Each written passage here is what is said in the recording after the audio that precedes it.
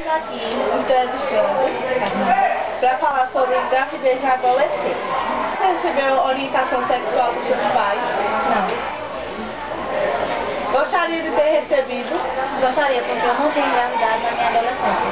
Você recebeu orientação sexual na escola? Não, porque eu não estudava. Gostaria de ter recebido? Sim.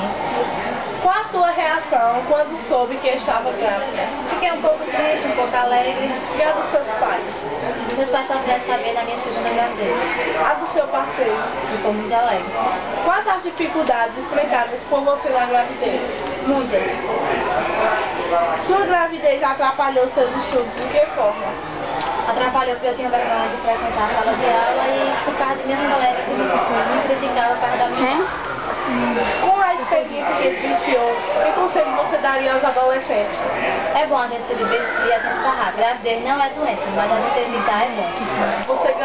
Você engravidou do seu namorado ou do seu ficante? Meu namorado. Por que você não usou preservativo? Falta de informação sobre o assunto ou descuido? Falta de informação, porque eu não vestia nem camisinha, nem pílula e nem tabela. Para você, é difícil a tarefa de ser mãe? Sim, porque hoje eu sou mãe e pai. Você está tendo apoio do pai da criança? Sim, estava. Só que estava com 2 anos e 7 meses, 2 anos e 7 meses que ele faleceu. Obrigado por você ter vindo ajudar a gente.